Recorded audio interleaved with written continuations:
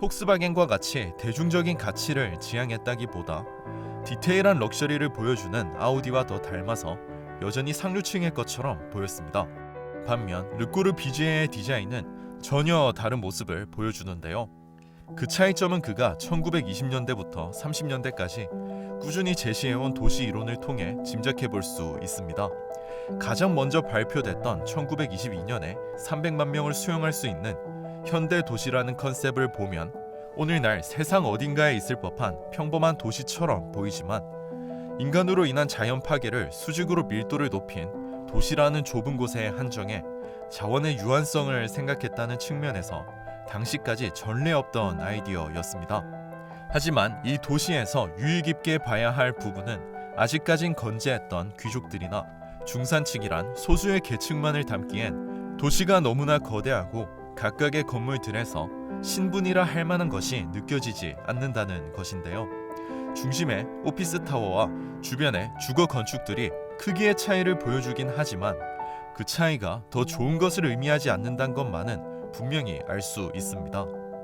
이렇게 이 현대도시라는 모델은 당시 사회가 수용하기엔 상당히 파격적인 내용들이 담겨 있었지만 발표 당시엔 그다지 큰 주목을 받거나 이슈를 만들어내지는 못했습니다. 그 이유는 실제하지 않는 장소에 설계를 한 탓에 현실감이 떨어졌기 때문이라고 하는데요. 그래서 르꼬르 비제에는 3년 뒤인 1925년 파리의 한 가운데를 날려버리고 60층의 고층 빌딩으로 채운 플랜 보이진이란 더 도발적이고 현실적인 컨셉을 보여주게 됩니다. 오늘날처럼 증강현실의 디지털 미디어를 누릴 수 있는 시대에도 이렇게 급진적인 아이디어는 충격으로 다가올 것처럼 당시 사람들에게 파리의 중심부를 고층 빌딩으로 채운 르꼬르비지의 도시 모델은 기대 이상으로 뜨거운 이슈가 됐고 많은 논란을 만들어냈는데요. 물론 이 계획이 실제로 받아들여진 것은 아니지만 앞선 도시처럼 이 도시가 과연 중산층만의 도시인가라는 인상을 주고 있고 신분의 의미가 없어진 지금의 도시와도 별다른 위화감이 느껴지지 않는 것이 오늘날 시민의 개념이라 할 수 있는 대중을 위한 디자인에 더 가까워 보이기도 합니다.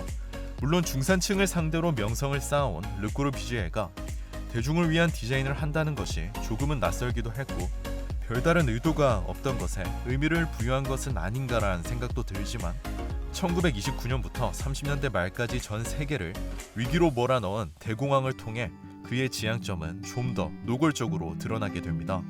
당시 르꼬르 비제에는 직접적으로 자신의 건축과 아이디어가 노동자 계층의 삶의 질을 높여줄 수 있다고 주장하며 적지 않은 계획안을 관공서에 제안하지만 대부분 거절당하게 되는데요.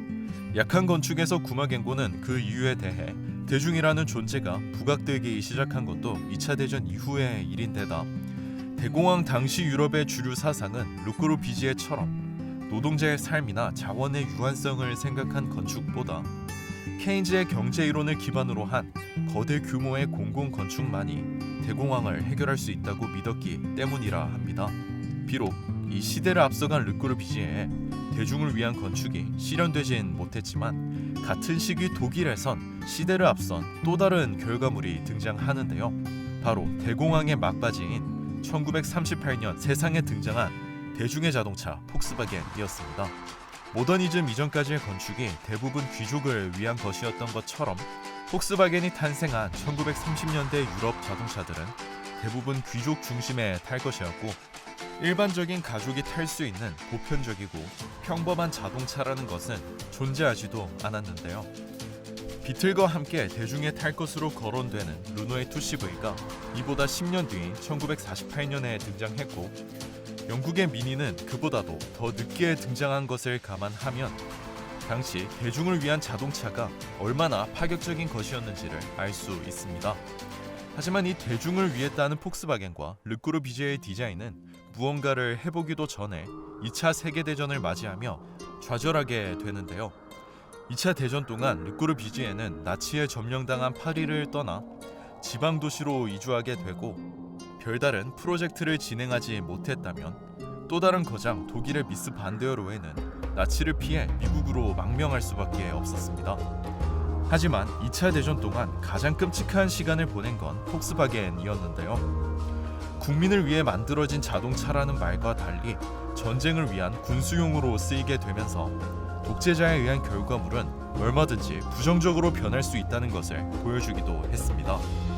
그렇게 인류 역사상 가장 큰 비극 중 하나인 2차 대전이 끝나고 난 후 이 셋의 행보는 상당히 희비가 교차하게 되는데요. 미국으로 망명한 미스도 어려운 시기가 없었던 것은 아니지만 필립 존슨이라는 부자인데다 실력 있고 영향력까지 갖춘 든든한 아군을 만나 그와 함께 국제주의 양식을 중심으로 미국은 물론 세계적으로도 최정상급의 건축가로 인정받을 수 있었고, 덕분에 존슨과 함께 역사에 남을 명작인 시그램 타워를 설계할 수 있었다면 르꼬르 비지에와 폭스바겐은 정반대의 상황 속에 놓이게 됩니다.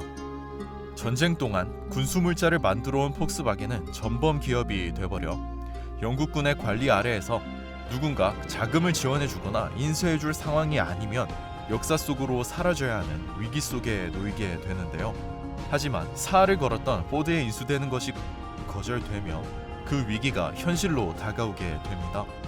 마찬가지로 르꼬르 비지에도 파리로 돌아와 프랑스의 전쟁 피해를 복구할 다양한 아이디어들을 제안하지만 거절의 역사를 새로 쓸 정도로 대부분의 아이디어가 거절되게 되는데요.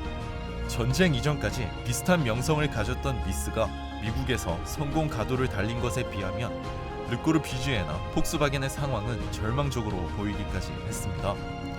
하지만 오늘날 이 둘의 눈부신 가치가 보여주듯 그들의 본질은 역사 속으로 묻히기엔 너무나 빛나는 것이었고, 이를 알아본 사람들이 등장하게 되는데요. 포드에게 거절당했던 폭스바겐은 오펠의 한 간부의 눈에 들어가 기적적으로 회생할 수 있었고, 자신들의 초대 모델인 비트를 기반으로 마이크로버스와 스포츠카인 카르만 기아를 통해 1950년대부터 60년대까지 히피 문화와 같은 대중문화의 황금기를 이끌어가게 됩니다. 그리고 르꼬르 비지에도 프랑스의 리컨스트럭션의 얼바니즘 부서의 신임 장관을 만나게 되며 새로운 기회를 얻게 되는데요. 바로 프랑스 제2의 도시인 마르세유에서 전쟁 피해를 복구하고 자신의 도시 이론에서 꾸준히 주장해왔던 가치를 실현할 수 있는 기회를 얻은 것이죠. 그 프로젝트가 바로 오늘날 우리가 사는 아파트의 시초라 할 수 있는 공동 주거 건축인 유니테 다비타시옹인데요.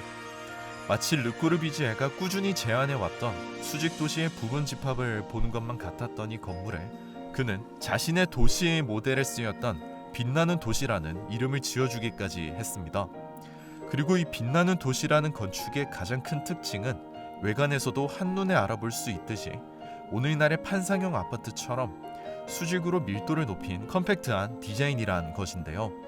보통 컴팩트라는 단어의 뜻을 막연히 작은 것으로 받아들이는 경우도 많지만 그 진짜 의미는 작기만 한 것이 아닌 많은 내용이 압축되어 있는 것을 가리키는 말이고, 그래서인지 이 유니테 다비타시옹은 마치 작은 도시를 축소시켜 놓은 듯 주거와 그에 필요한 서비스, 그리고 상점과 유치원처럼 삶에 필요한 다양한 프로그램들을 압축해 가지고 있었습니다. 우선 그 주거 공간부터 살펴보자면 이 아파트는 특이하게도 각 공간이 단층이 아닌 복층의 구조를 가지고 있는데요. 그 내부 공간을 르꼬르 비지에가 직접 디자인한 가구와 카펫으로 채웠다는 것도 독특하지만 주목해야 할 것은 이 복층 공간을 엇갈리게 구성해 만든 모듈러 시스템입니다. 이 시스템은 복층 아파트 2개가 맞물린 3개 층의 유닛을 기본 모듈로 하고 있는데요. 덕분에 1600명을 수용할 수 있는 23가지 타입의 333개나 되는 아파트를 표준화된 과정으로 만들 수 있었고, 이 표준화된 모듈과 철근 콘크리트를 통해 유니테 다비타시옹은 큰 변화 없이 다른 나라와 도시에 세워지기도 하며 이전까지의 어떤 건축 방식보다 주거 문제를 효율적으로 해결할 수 있었습니다. 그리고 이 건축의 가치는 여기서 끝나지 않고 층에 따라서 모듈의 복도를 이용해 상점, 식당, 유치원 등을 배치해 보행자 전용 도로인 몰을 만들어내거나 필로티나 옥상 정원처럼 오늘날 건축에서도 중요한 역할을 하는 프로그램들을 통해서 라이프 스타일을 만들어내기도 했습니다. 그런데 한 가지 특이한 점이 있다면 르꼬르 비지에는 가구부터 카펫까지 본인이 직접 설계할 정도로 작은 부분에 공을 들여놓았음에도 콘크리트의 마감은 이를 무색하게 할 만큼 거칠게 했다는 것인데요.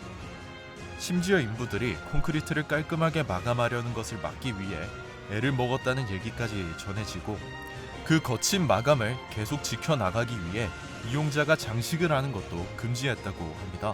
그 이유는 아마도 장식과 마감이 신분을 상징했던 이전 세대의 디자인을 부정하기 위함과 디테일처럼 보여지는 것에 집착하다가는 본질과 멀어지고 미스 반데어로어의 건축처럼 귀족적인 분위기를 만들어낼 수도 있다는 것을 걱정했기 때문인 것 같습니다.